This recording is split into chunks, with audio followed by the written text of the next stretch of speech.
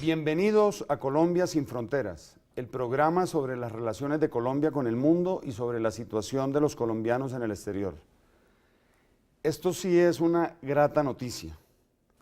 Por lo general los colombianos piensan que en el Congreso pues no hay buenos congresistas y resulta que en el actual Congreso de Colombia hay representantes como Jaime Buenahora Febres Cordero, nacido en Cúcuta, pero que ha estudiado en Francia, en Alemania, en Estados Unidos, que fue cónsul en Nueva York, que actualmente dirige una maestría en Diplomacia y Relaciones Internacionales en una universidad en New Jersey.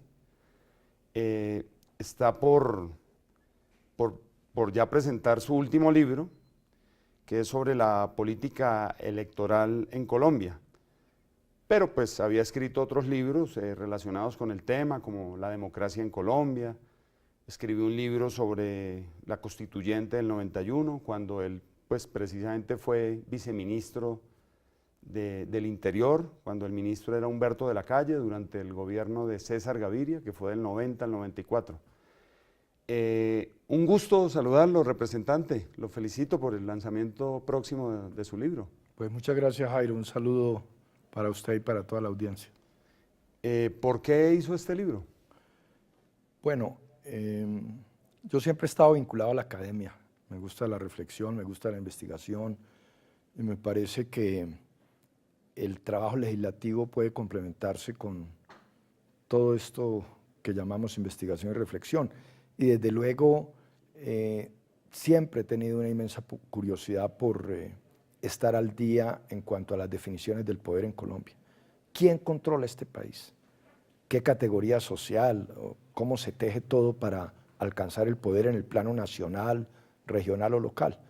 Por manera que el libro básicamente lo que hace es un gran análisis sobre los últimos 4 procesos electorales, es decir, los tenidos desde marzo del 2014 hasta octubre del 2016, que comprenden elecciones de Congreso, elecciones presidenciales, las definiciones de la democracia regional y local, es decir, alcaldes, gobernadores, concejales, diputados y por supuesto el plebiscito.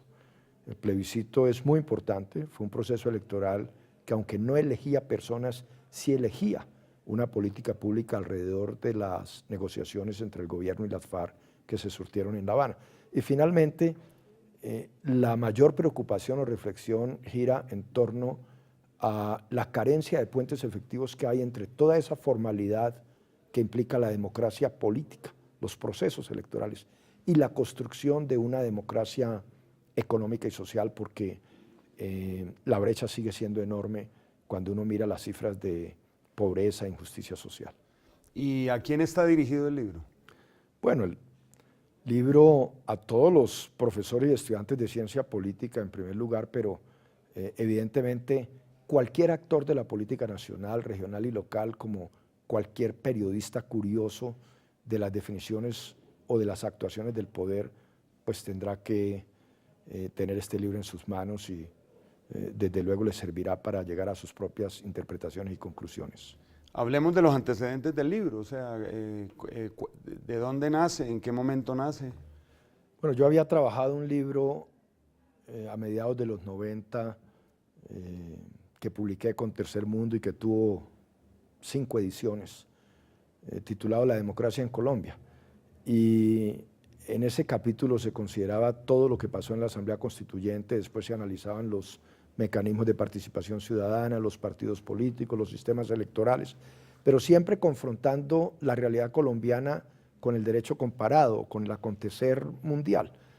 Y aterrizábamos en un capítulo titulado La práctica de la democracia, en donde analizábamos 3 procesos, las presidenciales del 94, el Congreso del 94 y la democracia regional y local. En ese año coincidieron los 3 procesos el mismo año y algo de eso, después de un interregno o periodo de ausencia en Colombia, pues me llevó a querer actualizar y profundizar qué tanto había cambiado para poder detectar los avances de la democracia colombiana, así como sus debilidades estructurales que todavía son muy fuertes.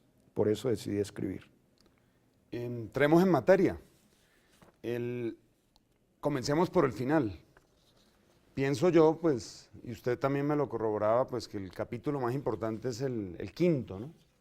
Así es. En el capítulo quinto, pues, es sobre reflexiones sobre la democracia en Colombia, ¿sí?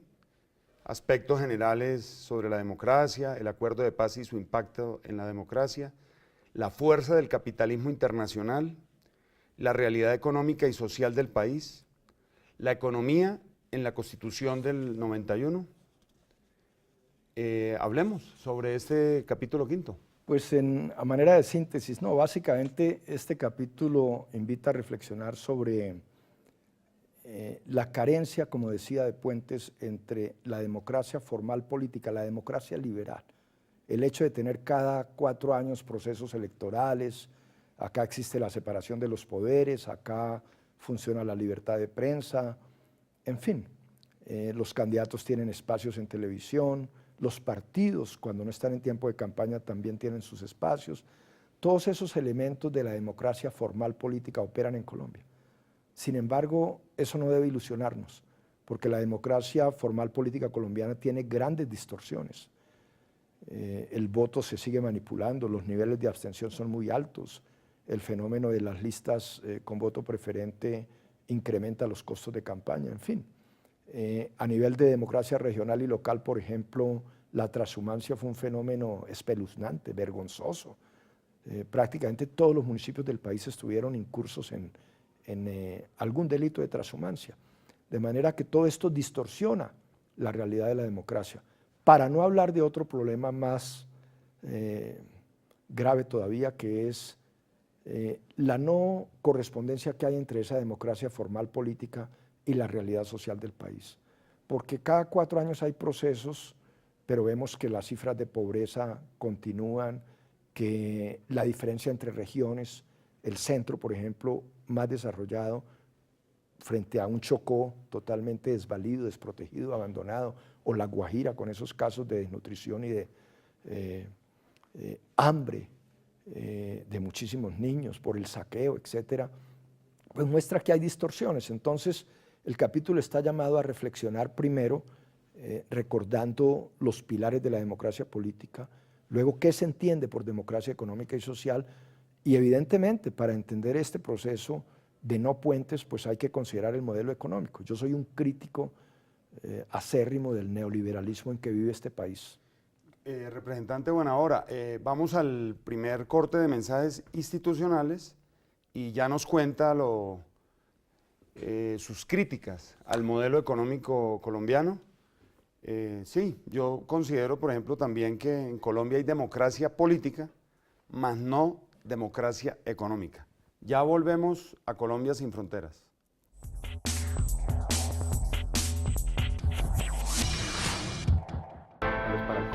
Yo salvo vidas para el país. Yo esculpo formas de paz para el país. Yo construyo puentes para unir a mi país. Yo creo emociones y sonrisas. Yo genero empleo. Yo también. Todos trabajamos por Colombia. El arte y la cultura son parte vital dentro de la economía del país. Respetar el trabajo de nuestros autores y artistas es un paso hacia el progreso. Apuéstale a la economía creativa. Dirección Nacional de Derecho de Autor. Promovemos la creación. A mí me han estigmatizado por el color de mi piel. Mandi, abuela, no que le minú. Yo he sido testigo de la discriminación racial. ¿Alguna vez recibí comentarios racistas? En pleno siglo XXI. Desde este 2015 empezó el Decenio Internacional de los Afrodescendientes en el mundo. Por el reconocimiento, la justicia y el desarrollo. Ya es tiempo de decir de manera definitiva no al racismo. No al racismo. No al racismo. Yo le pongo la cara al racismo. Yo le pongo la cara al racismo. Yo le pongo la cara al racismo. Yo le pongo la cara al racismo.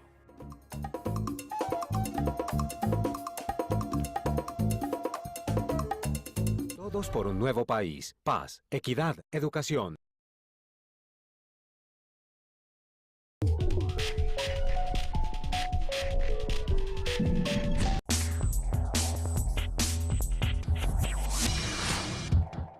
Estamos de regreso en Colombia sin fronteras. Representante Jaime Buenahora, ¿cuáles son sus críticas al modelo neoliberal de Colombia?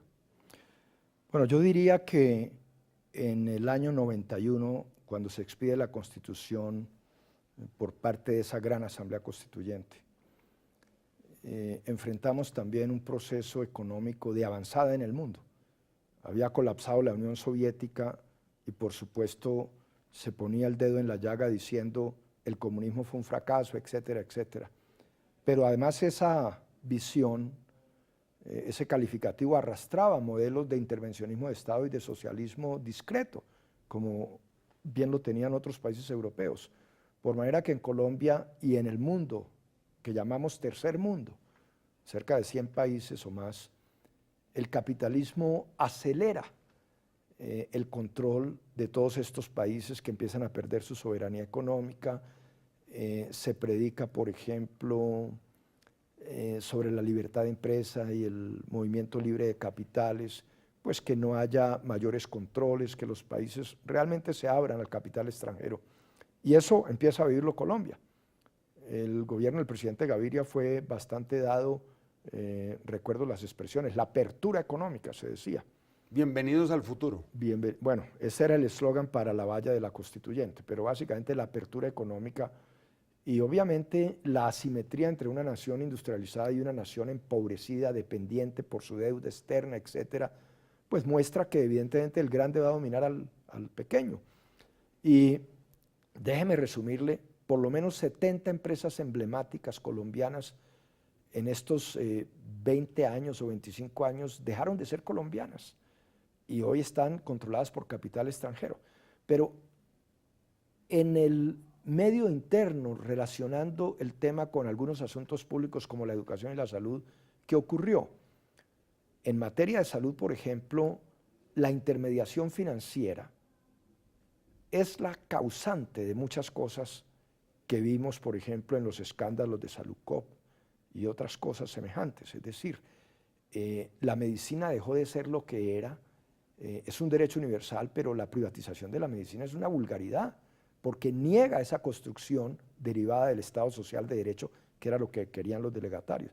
Con la educación pasó lo mismo, el mercantilismo es impresionante. Entonces, cuando uno piensa que en este país el 46% es asalariado mínimo, ¿qué posibilidades tiene, por ejemplo, de llevar su hijo a que estudie medicina cuando el semestre vale 16 o 17 millones? Entonces, yo predico que en ciertas áreas en donde están en juego los derechos económicos, sociales y culturales, pues tiene que desarrollarse un intervencionismo para reducir la brecha, no para construir un socialismo rígido, ni comunismo, ni esas idioteces que están demostradas en lugar de permitir el desarrollo económico lo restringen, no, pero sí para construir canales que conduzcan a igualdad de oportunidades, a reducir la brecha para que haya mayores índices de igualdad y de entendimiento, que no es otra cosa que la solidaridad y el respeto por el interés general que predica la Constitución. ¿Sería un modelo más hacia el modelo de los países nórdicos? Noruega, Suecia. Por ejemplo, o simplemente Holanda, o la misma Francia, o Alemania.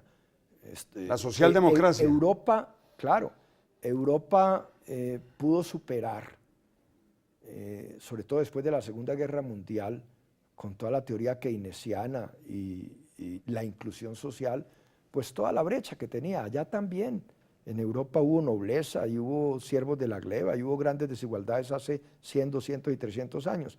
Pero eso se puede superar, entonces... El laissez-faire en Francia, ¿no? El laissez-faire es todo lo contrario. El laissez-faire lo que predica es el neoliberalismo. Dejar hacer, es que el Estado sea reducido a su mínima expresión para que solo se encargue de la seguridad, la policía y las relaciones exteriores. ¿Colombia un poco tiene eso?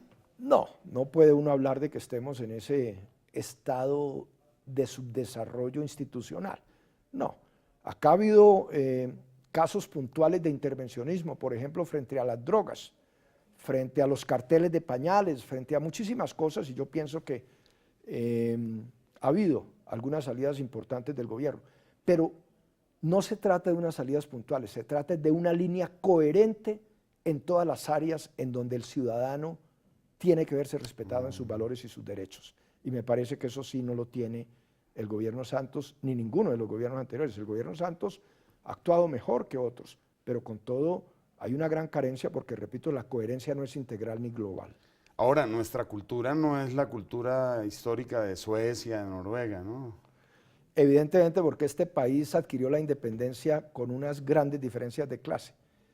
La independencia en 1819, para hablar del 7 de agosto, o de 1821, cuando empieza la institucionalidad republicana con la Constitución de Villa del Rosario de Cúcuta, ¿no? Conservó los esclavos. De manera que esa independencia, ese beneficio institucional fue para la élite que entonces gobernaba, pero ni los indígenas ni las negritudes hacían parte. Y el componente étnico colombiano hoy es una mezcla de ese español, el mestizaje, la negritud, es decir, el aporte afro y por supuesto los pueblos nativos indígenas. Muchas de esas categorías étnicas no se beneficiaron de la independencia. Acá la esclavitud, por ejemplo, es abolida en 1851. Entonces, esa categorización o discriminación social se fue conservando de generación en generación y todavía existe. Fíjese con qué sentido peyorativo se usa la expresión indio, cuando debiera representar es respeto, es un individuo ciudadano como cualquiera de nosotros. ¿Algún candidato de más de 20 que están aspirando a la presidencia de Colombia, alguno representa los ideales socialdemócratas que usted plantea pues, en su último capítulo, en el capítulo 5 de su libro? ¿Alguno representa?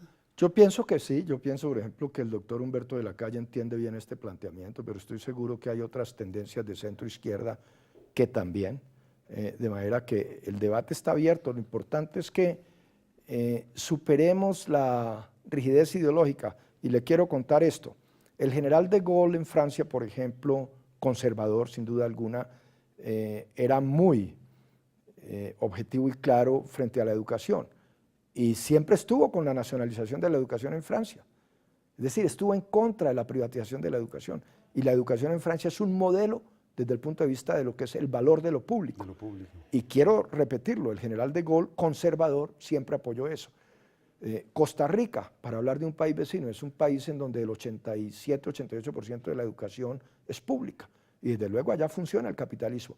Se trata de construir un capitalismo con rostro humano, en contraposición al capitalismo desenfrenado y salvaje. Hablemos sobre los otros capítulos de su libro. Representante, ¿cuál es el título exacto del libro? Procesos electorales y democracia en Colombia. Bueno, entonces ya vamos a hablar sobre los primeros capítulos del libro después del segundo corte de mensajes institucionales. Ya volvemos a Colombia sin fronteras.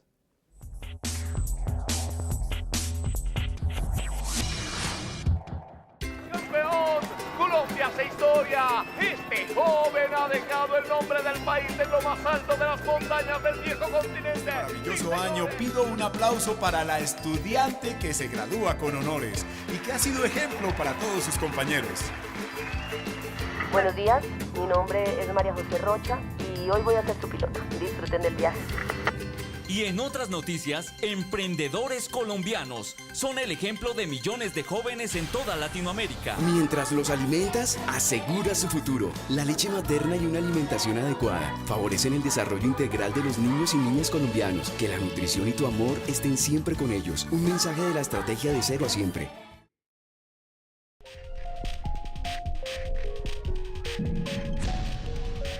Sígame para esto, 1000 pesitos, hermosa y bella dama, pero es por 2000. Aproveche la promoción.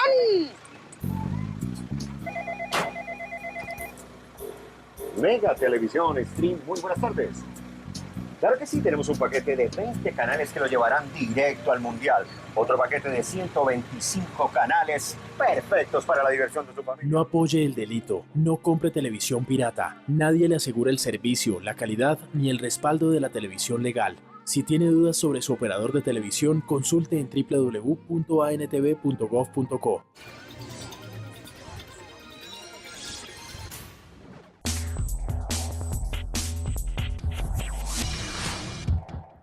Estamos de regreso a Colombia sin Fronteras Estamos hablando sobre el último libro del representante por los colombianos en el exterior, Jaime Buenahora. Representante, repítanos por favor el título del libro y hablemos pues de los primeros capítulos. Sí, el título es Procesos electorales y democracia en Colombia y consta de 5 capítulos. Los primeros 4 están relacionados con procesos electorales, a saber, elecciones de Congreso, Presidencia de la República, democracia regional y local, y un proceso electoral peculiar, muy significativo en la historia, que siempre se recordará, que es el del plebiscito de octubre del 2016. 2016.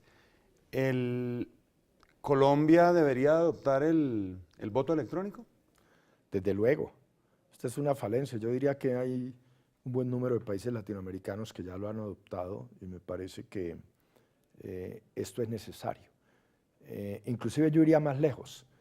En algunos países europeos, por ejemplo, existe el voto por correo certificado, claro, y más allá, el voto por procuración, es decir, yo puedo votar por usted siempre y cuando, así como existe el poder para representarlo a usted en una notaría, en una compraventa de un inmueble, así también podría otorgarse ese poder, es decir, la procuración, para que yo lo represente ante la autoridad electoral. Hay muchas maneras de propiciar la participación. Yo no soy un partidario del voto obligatorio, me parece que eso es innecesario, y acá se pone siempre el grito en el cielo cuando se miran estadísticas, sobre todo las de elecciones presidenciales y congresales, y más aún cuando se piensa en lo que ocurrió con el plebiscito, pero las elecciones de democracia regional y local, por ejemplo, muestran una participación casi del 61%, aceptable. En Estados Unidos el nivel de participación es muchísimo menor que en Colombia. Y bueno, donde hay voto obligatorio, no crea que el 100% vota, apenas vota como el 87-88%. Yo creo que la libertad es fundamental y a veces abstenerse es parte del sentimiento libertario que uno tiene como ciudadano. Lo que hay que lograr es, primero, transparencia en los procesos electorales. Yo soy partidario de una financiación preponderantemente, pero entendiendo por preponderantemente algo muy significativo en porcentaje de financiación estatal, ojalá el 75 o el 80%, para reducir las posibilidades de distorsión de quienes con el dinero construyen una plutocracia alrededor del sistema político. Plutocracia. ¿Qué es plutocracia? Pues es la gobernabilidad con base en el dinero. Así se ganan muchas alcaldías, gobernaciones y sillas de Congreso. ¿Funcionó la descentralización en ese sentido de la elección popular de alcaldes? Es una gran pregunta y la respuesta es bien compleja, pero en términos sencillos y rápidos yo diría que uno filosóficamente defiende la elección popular de alcaldes y gobernadores. Es descentralizar, es construir democracia de abajo hacia arriba. Pero mientras no existan controles a la financiación de las campañas, mientras no erradiquemos todos los elementos que distorsionan la democracia, pues esto es un fracaso y seguirá siendo un fracaso. Las alcaldías y gobernaciones, como dije, se compran. Yo creo que si algo le ha hecho daño en la medida en que ha incrementado a niveles exponenciales impresionantes, inimaginables la corrupción, es ese tema de la elección popular de alcaldes y gobernadores. Difícil recoger esto porque no podemos volver al centralismo, pero la alternativa es plantear, como digo, controles rígidos, fuertes, la financiación, con complementación en la tipificación penal de algunas conductas, pero todo concomitante, es decir, en tiempo real a los procesos electorales para que haya más transparencia. De lo contrario, las alcaldías y las gobernaciones pues serán cloacas porque todo se saquea. Usted en 2018 terminará su segundo periodo como representante por los colombianos en el exterior. ¿Usted piensa que un congresista debe estar más de 2 periodos en el Congreso? Yo creo que ese es un tema intrascendente frente a la cantidad de problemas. Yo prefiero, por ejemplo, que nos enfoquemos en la salud, la educación, el empleo, la vivienda. Si el congresista es bueno en 2 periodos, ¿por qué no tener su tercero o cuarto periodo? En muchas democracias del mundo no hay un límite. Creer que expulsar del Congreso a un congresista después de 2 periodos implique verdadera renovación, pues, es un sofisma, porque en primer lugar, más que renovación de caras, lo que tiene que construir este país es una verdadera renovación en sus costumbres políticas, en los actores que la conducen. De manera que es intrascendente esa discusión. Y el famoso alto salario de los congresistas, que a mí me parece que no es tan alto, en la medida en que pues, hacer política en Colombia es costosísimo, ¿sí? O no, o el salario está muy alto. Bueno, yo diría que ese es un tema que se puede debatir y la guía o el norte para eso debe ser el comparativo internacional. Y yo creo que frente a algunos países el salario de los congresistas en Colombia es alto, frente a otros no es alto. De manera que lo que hay es que evitar, por ejemplo, todas las derivadas del control del poder, es decir, la contratación que deriva, el manejo de las burocracias, y digo en plural porque hay burocracia local, regional y nacional en la cual puede participar un parlamentario, porque tiene posibilidades o hace parte de la coalición de gobierno o de la elección del candidato a la alcaldía que resultó triunfante o a la gobernación, y lo mismo en el plano nacional, y me parece que todos esos vasos comunicantes que generan una gran red clientelar, pues sí tienen que ser mitigados y ojalá erradicados. Mientras el trabajo legislativo, por ejemplo, sea mejorado en cuanto a las jornadas de trabajo, que no sea solo en tiempo normal de sesiones martes y miércoles, sino por lo menos 3 días a la semana, porque hay que entender que la misma Constitución lo obliga a uno como parlamentario a tener un vínculo con sus constituyentes, es decir, con la gente que lo elige. Bueno. Es creo que el 233 de la Constitución. Entonces, esto pasa en Colombia, en Francia, en España, en Estados Unidos. El parlamentario necesita también 3 días de la semana para estar en contacto con sus electores, rendir cuentas, etcétera, ¿no? Pero yo creo que hay cómo reducir la red clientelar y lo otro, repito, el tema del salario hay que verlo en un comparativo internacional y llegar al punto medio, que me parece que es lo justo. Usted fue secretario de gobierno de la primera alcaldía de Enrique Peñalosa. Sí, señor. ¿Usted piensa que Bogotá debe tener segunda vuelta? Pero breve, representante, porque ya el tiempo nos presiona. No, ese debate se da en la comisión primera. Me parece que la democracia en cuanto a mayorías simples hay que respetarla y que para eso justamente existen las posibilidades de contactos, de coaliciones. La transacción política hace parte del arte de la política, bien entendida sobre unas tesis programáticas, de manera que no veo que sea necesaria la segunda vuelta. El lanzamiento de su libro pues, es el 15 de noviembre de 2017 en el Centro Cultural Gabriel García Márquez, ¿no? A las 6 de la tarde. Esperamos estar allá. Le deseo mucho éxito con su último libro, representante Jaime Buenahora. Pues muchas gracias y espero que sea del agrado de todos los lectores. Invito a los televidentes a que lo conozcan. Muchas gracias por compartir hoy el lanzamiento de su último libro. Pues a usted muchas gracias y a los televidentes. Muchas gracias a nuestra querida audiencia. Hagamos un mundo mejor y una Colombia sin fronteras. Hasta la próxima.